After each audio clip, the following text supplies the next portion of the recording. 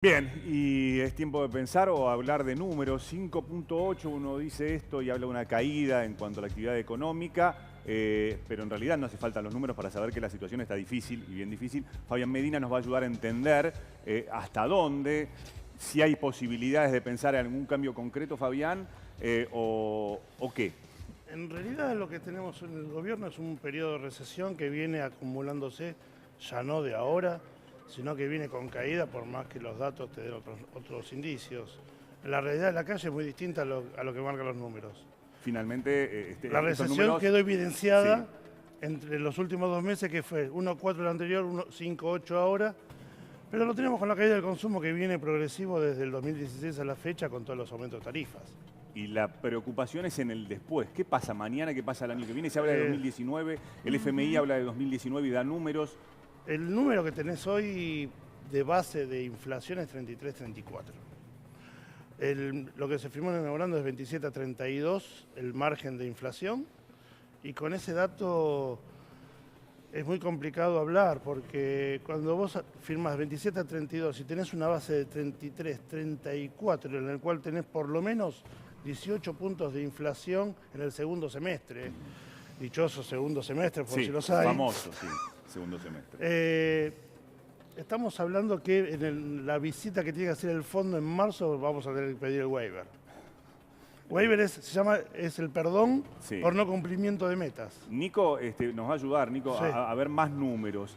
Concretamente, ¿de qué estamos hablando cuando hablamos de la actividad económica? Así es, vamos a ver unas placas para ilustrar, para ver justamente los indicadores del gobierno que, como este que estamos hablando ahora, ayer se conoció que son obviamente malas noticias para el gobierno. Estos son los principales tres sectores que formaron justamente la caída del 5,8% en la actividad económica. El campo, la actividad agropecuaria con una baja del 35,2%, fue inclusive la explicación que dio el gobierno. Dijo que toda la peste se juntó en mayo. Obviamente las sequías generan esta baja en el sector del campo. Después la pesca, que tuvo una baja del 29,2%. Y el sector de transporte y comunicaciones, que tuvo una baja también del 4,9%. Pero el campo fue principalmente, según el gobierno, lo que más arrastró la caída del mes de mayo. Bueno, bien, y también nos acompaña el economista Sergio Chousa. ¿Qué tal, Sergio? Buen día, gracias por venir. Buenos días. Bueno, ¿qué opinión le merecen los números que estábamos repasando recién, ¿no? ¿Cómo son las expectativas también para lo que viene? Bueno, similar análisis, está influyendo mucho el mal desempeño agrario, que traccionó buena parte del resultado. No obstante, ahí veíamos el arrastre de transporte y comunicaciones que suele correlacionar más en términos reales con la actividad económica fehaciente del día a día real, y preocupa que esté cayendo prácticamente al 5%. Me parece que es un poco, va a señalizar la huella para el resto de los meses, para lo que resta del año, y seguramente ya en el mes de julio, con los datos de julio, ya vamos a entrar en el acumulado de los primeros 7 meses del año en una caída de la actividad. Todavía estamos virtualmente en estancamiento, aproximadamente en el 0% de movimiento, pero para lo que resta del año vamos a entrar en una caída de actividad sin lugar a dudas. Bueno, pero hablando justamente de lo que va a venir, cuando finalizó la cumbre del G20, la titular del Fondo Monetario Internacional, Christine Lagarde, dijo que hay que cumplir metas. ¿Qué pasa si no cumplimos con esas metas? Bueno. ¿A dónde vamos? Bueno, un poco lo que hablábamos recién, más allá de lo simbólico de la revisión, digo, si Argentina excede una inflación para este año del 32%, Sí. va a tener que haber una revisión de parte del directorio, no solamente del staff, no solamente la anuencia de Christine Lagarde y el resto de los analistas, sino también el directorio, ¿no? Digo, los demás países centrales opinando sobre si se renueva la línea de crédito y se siguen realizando los desembolsos de liquidez en dólares que para nuestro país hoy en día son indispensables. Bueno, eso realmente implica un gran desafío para lo que resta del año, ¿no? La inflación va a estar muy cercana al 32%, con lo cual, bueno, la suba de precios regulados, la suba de transporte, de gas, electricidad y agua para lo que resta del año va a ser gravitante en el número final que se termine consolidando. En relación a lo que dice Sergio, Fabián, estamos hablando de números y estamos hablando de inflación. Sí. Y uno no ve, y yo siempre hablo del cotidiano, el tipo que va a la góndola, el día a día. y ahí vas y llegás y la leche aumentó y vuelve a aumentar, Vos- y hablan de aumentos también en los servicios. Entonces, ¿cuándo va a parar la inflación? No vas a parar mientras tengas un combustible desregulado, liberado y que las empresas quieran hacerte aumento cada 15 días. Por ejemplo. Si vos tenés un esquema regulado en el cual tenés un valor de producción nacional y no tenés un valor internacional, Cuando vos hablas de nacional, quiere decir lo que te cuesta sacarlo acá más una ganancia. No vender el gas o vender el combustible a valor internacional. Sí. Porque nosotros no cobramos a valor internacional, cobramos en pesos nosotros. Entonces, por ejemplo, a valor internacional estás importando gas a $8. Acá lo estarías sacando por 3. El valor de producción con ganancias serían 4, estás en el 50%. Y la tarifa de la luz, la generación de luz, el Sí. 50% es gas. Entonces, si el ministro nuevo sigue con la pauta anterior y te dice que va a aumentar un 30% luz y gas, además que ya te avisó Dietrich que puede sufrir aumento del transporte, que lo pensaron llevar a 12, está en 10, y lo calculo que lo va a tirar hasta 13, 14, estamos hablando de que tenés un semestre de alta inflación.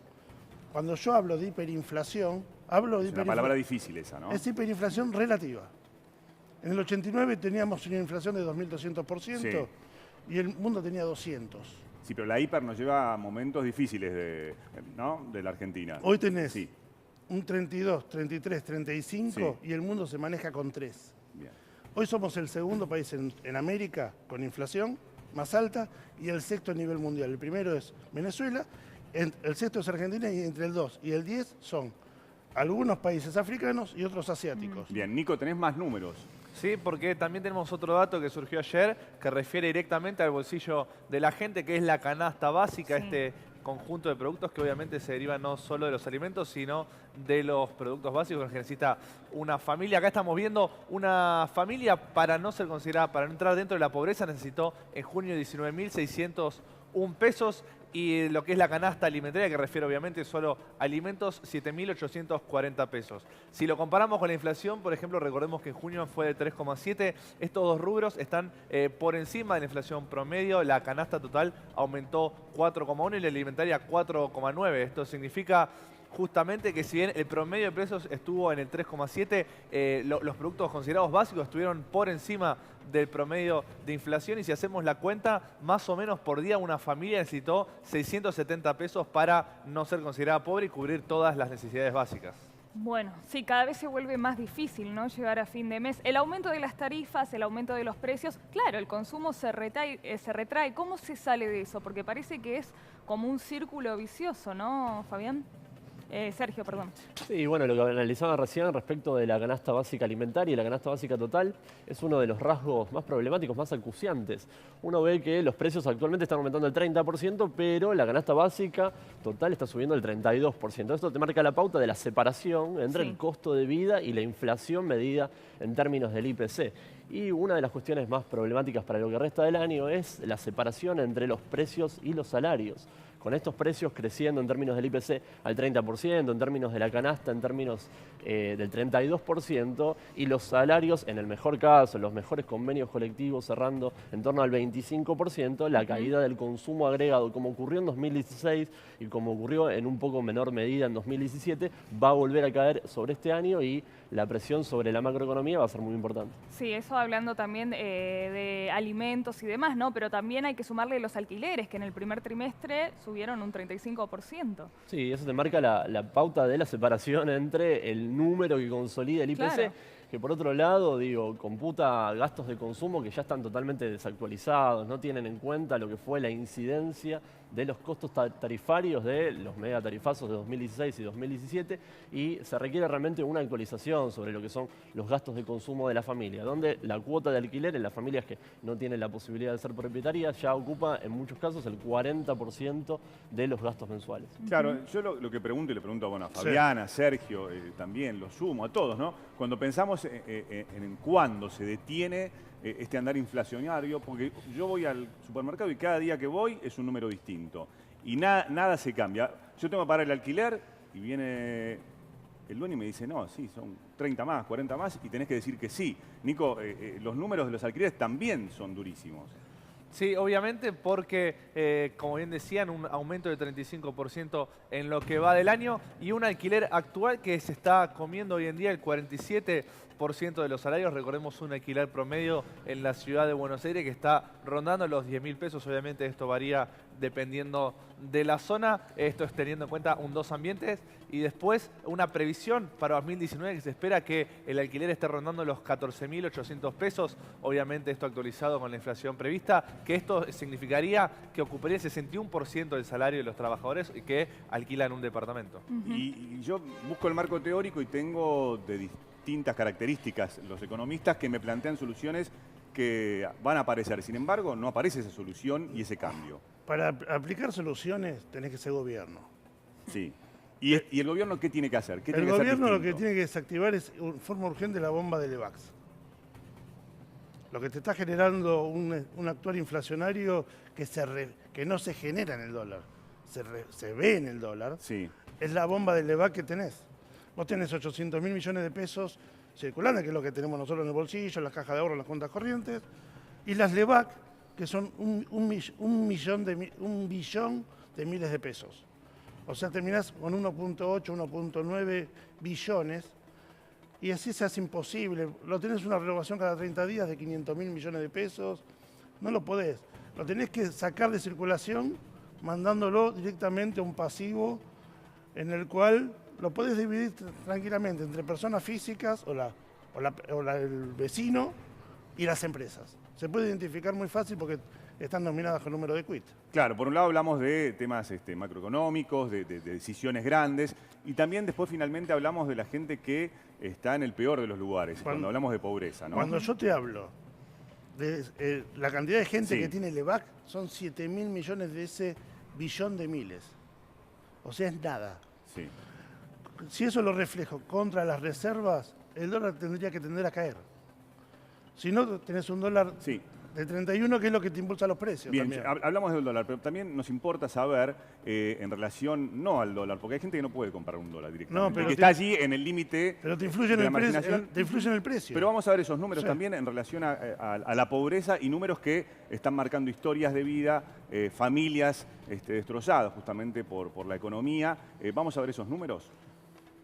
Sí, ya vemos, Juan, los últimos datos de la UCA que ya no solo advirtió el gobierno por los últimos índices, sino que también alertó que al final del año podría ser todavía peor los números que rondan a la pobreza. Ahí estamos viendo algunos de los indicadores. Los últimos datos hablan de que el 48,1% de la población vive en condiciones de pobreza. Uno de los datos más alarmantes que habían surgido en el último tiempo también es que el 33,8% de los chicos come o en comedores escolares o en organizaciones barriales justamente para cumplir con la cuota alimentaria. El 28,1% de los argentinos tiene las necesidades básicas insatisfechas y el 10,2% vive en situación de indigencia, uno de los índices que también más subió en la última medición, y el 22,5% de las personas están viviendo actualmente en condiciones de hacinamiento. Bueno, a ver, analicemos estos números. A ver, Sergio, con este panorama, para los sectores más indefensos, ¿cómo se hace? Bueno, la perspectiva es uno de los rasgos más sensibles y más problemáticos. La perspectiva en materia de pobreza va a estar muy impactada en su número último oficial, que va a ser publicado en el mes de septiembre, de parte del INDEC, por la devaluación. La devaluación va a implicar un incremento de la pobreza muy significativo. De hecho, el componente de alimentos y bebidas en el índice de precios aumentó más que la inflación general. Aumentó un 5,2% cuando la inflación general aumentó 3,7% en el último mes. Eso es lo que te marca, porque obviamente ocupan un mayor porcentaje de su canasta de consumo, los alimentos y bebidas, en los sectores más vulnerables, en los sectores de menores ingresos. Lo que te marca es que va a imprimir mucha presión sobre la línea de pobreza para la próxima publicación. Y se abre también una incertidumbre respecto del empleo. El empleo que no ha crecido en los últimos años. El mismo Fondo Monetario Internacional, en su reporte de evaluación sobre la economía argentina, marca que vamos a cerrar el 2019 con un 8,6% de desempleo, sin caída de la tasa de desocupación. Con lo cual, bueno, eso sumado a el ajuste salarial en los empleados estatales, que se postula en torno al 8% para todos los próximos 12 meses, cuando todos sabemos que la inflación va a estar muy por encima de ese porcentaje, bueno, va a empujar lamentablemente a muchas personas por debajo de la línea de la pobreza. Ahora, lo que dice Sergio, lo que estamos hablando, los números concretos, uno piensa en cómo salir de esto. Hablabas de un punto específico, la pobreza. Por otro lado, el gobierno dice, bueno, va a haber más tormentas. O sea, no hay. ¿Dónde uno puede ver la luz? De tormenta, no, ya terminamos con la tormenta. Estamos en crisis, hay que asumirlo. Si uno no asume la realidad, no podés trabajar en serio. Estamos en una crisis financiera, autogenerada. Uno entiende que el 2015 lo recibieron complicado, Sí. Sí. pero ellos generaron esta crisis llevando las LEVAC de 400.000 a 1.2, o sea, la Sí, triplicaron. pero háblale a la gente, ayúdanos a yo te entender lo- a nosotros y a también ver, a la gente que nos está mirando. Esas LEVAC te llevaron a la devaluación. Sí, Pasaste de 18 en enero a 28 hoy. sí. Ahí Eso está. eso te lleva una inflación de 33, 34 de base, cuando tuviste en los 6 meses 16 y una inflación mayorista de 30. Mayorista de 30. Te dejo ahí y seguimos. Eso